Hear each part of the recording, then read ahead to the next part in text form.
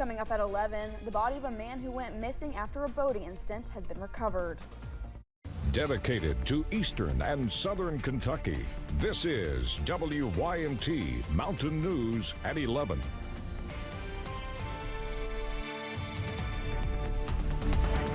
Good evening, I'm Caroline Mueller. Child abuse, DUI, wanton endangerment, and possession of child pornography. These are all charges that have been filed against Fayette County Public Schools employees in just a 4-week period. Samantha Valentino got her hands on each of those employees' personnel files. Tonight, she's digging into their backgrounds to see which of the employees have had complaints filed against them within the district. It's terrifying. Jamie Caldwell is accused of hitting a man with her car on her way to work and driving off. Lexington police say they found her at Glendover Elementary School, where she's a teacher. Officers say she was more than 3 times over the legal limit for alcohol. The man she hit with her car later died. John Bordis, the dean of students at Bryan Station High School, is charged with wanton endangerment. Court records say he followed another driver home after a traffic incident and pointed a gun at them. WKYT Investigates has already brought you a number of stories on Thedrick Hersey. The mental health specialist within the district is one of 9 people having child abuse charges in an abuse case involving 2 Madison County daycares owned by Hersey and his wife. His arrest citation says Hersey knew about the abuse, including a child being strangled, being punched, and concerns of sexual abuse, but didn't report them. William Adam Lyle, a paraeducator at Northern Elementary School, is charged with 6 counts of possession of child porn. FCPS says they're not aware of any victims tied to the district. It's a terrifying position to be in as a parent, to know that the people that you're entrusting your children with every day are committing these horrible crimes. Norma Justice has an elementary schooler within FCPS. She says she's grateful her child has amazing teachers, but it's scary that not every child has the same experience. In her role with the Fayette County Children's Coalition, Justice works closely with other parents and staff. They're frustrated that these issues are happening and they want to know why. Justice says it's difficult to get answers from the district, and many are afraid to bring concerns to those in charge. My understanding from speaking to other people who work in the county, there is a culture of fear of retaliation. We asked the district for the personnel files of the 4 employees with ongoing criminal cases. Our request included any complaints against them.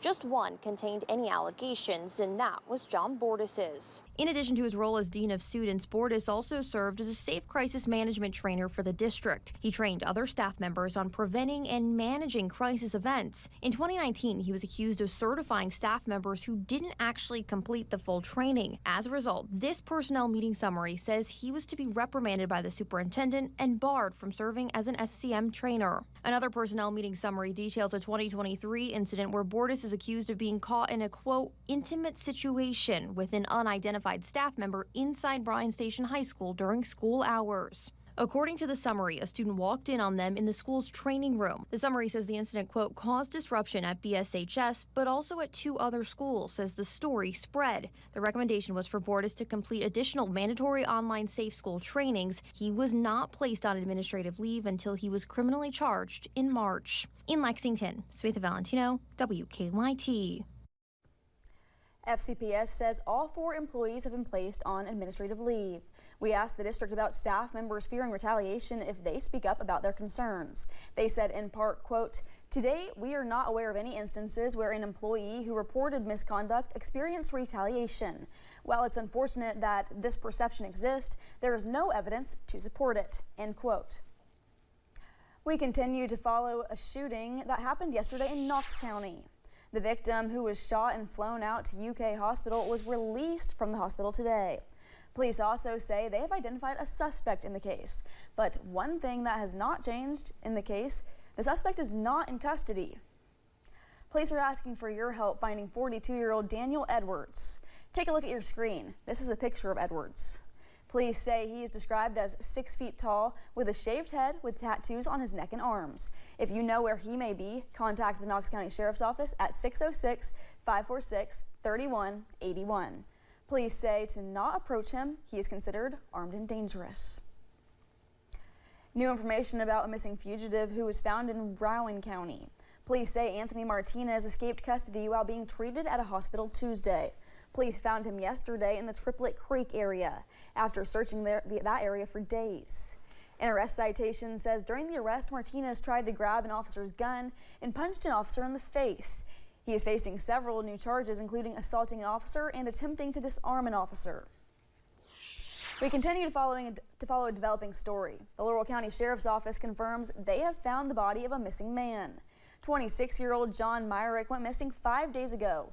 We are told his boat flipped near the Laurel Lake Dam and he never resurfaced. The Sheriff's Office says the body was recovered at approximately 3:30 this afternoon. Kentucky Fish and Wildlife says his body was found about 60 yards from where they believe Myrick went underwater. Well, it's been a pretty quiet day here compared to yesterday weather-wise. So is this going to keep up for the Mother's Day weekend? WYMT First Alert meteorologist Eric Dean has the latest look at the forecast. Eric. Well, the short answer, Caroline, is yes. It's going to stay nice as we go throughout your Mother's Day weekend. Overnight, not bad either. You can find your hour-by-hour forecast on the WYMT First Alert weather app, where we'll see temperatures in the upper 40s by 3 o'clock. By 6 a.m., we'll see mostly cloudy skies, patchy fog not out of the question. Temperatures in the mid to upper 40s. Let's hope you plan your Saturday. We've got a lot of activities going on this weekend. We have some college graduations. We have the Gray Matters 5K and 10K in Whitesburg Saturday morning. And then Sunday, of course, it's Mother's Day. Look at the temperatures. 71 tomorrow. We'll start off with temperatures in the mid to upper 40s. By 7 a.m. We'll make a run for the low 70s as we go into the afternoon and early evening hours. Temperatures right now. How about 40s and 50s? 49 is the current temperature in Irvin, 50 in Boonville, 50 in Hazard, 55 the Double Nickels in Jackson, 50 in Whitesburg, 54 is the current temperature in Pikeville. So we take a look at live pinpoint Doppler radar. All is quiet throughout eastern Kentucky, and this is going to get a nice break for Saturday and for the most part Sunday. It's when we get into the evening hours that rain chances will start to pick up. And I'm going to first alert you to thunderstorm chances next week, and we'll talk about that in the First Alert forecast in a few minutes. Caroline. All right, Eric, thank you. A federally funded program helping low-income and first-generation students may be eliminated soon. The TRIO program is among the initiatives on the chopping block in President Donald Trump's proposed budget. Grayson Passmore talked with program leaders who say its loss could have devastating impacts. Without TRIO, without my program, I wouldn't be here. Matthew Donovan became a father at the age of 17. He dropped out of high school to go to work, but found he'd need his GED for most jobs. It was a TRIO program that paid for Matthew to get his GED and then continue to help him register for classes at Morehead State University. You know, I may be working in a different job that didn't, require education and stuff like that, and not be able to travel, to go meet new people and have experiences that, a poor kid from Eastern Kentucky would never have had. TRIO is a federally funded initiative created in the 1960s. It supports low-income, first-generation college students and students with disabilities as they navigate academic life. A counselor walked Matthew through the application process and continued to help him through his bachelor's degree. Now I'm the director of the same program that helped me pay for my GED. But the fate of TRIO now hangs in the balance. The White House presented a proposed budget on Friday that calls for total elimination of these programs. This would be devastating to Kentucky. Research analysts are saying by 2031, they are going to need 64% of the workforce with a bachelor's degree. That will not happen if there are no TRIO programs. Vice President Summer Bryant says they serve over 20,000 students across the state, and they serve 23% of those at MSU. Now those students and TRIO alumni across the nation are petitioning their representatives to stop the cuts. To support these programs and ensure that they are there for generations to come. In Morehead, Grayson Passmore, WKYT. TRIO is made up of 8 different programs. It includes support for middle and high school students, adult learners, and veterans. Baptist Health Corbin announced plans for a new patient care wing. The groundbreaking happened this morning. Officials say the 80,000 square foot wing will expand services and enhance patient comfort. President of Baptist Health Corbin, Angelia Foster, says it is a big milestone for the hospital and the community. I'm counting our blessings here at Baptist Health Corbin one by one. I'm thankful for all of you who are here to help us take the next step in advancing care in our region. The new facility will be constructed in phases and it is expected to be complete by 2027. We have more details up on our website about what the wing will have. That's at WYMT.com. Area first responders gathered at Betsy Lane High School this morning for a mock disaster devoted to prom preparation. The event, organized by Betsy Lane Fire Department, enacted a mock DUI crash using seniors from the school to portray a prom night disaster. The event, which showed a fictional death, 2 injuries, and the arrest of the DUI driver, also included the real-life story Lane teacher Terry O'Brien, who has used a wheelchair since his family was hit by a DUI driver when he was 14. It isn't just to save students from becoming drunken drivers or ending up in accidents. It is also for them to be a light to those who maybe are alcoholics, who maybe are thinking about drinking and driving.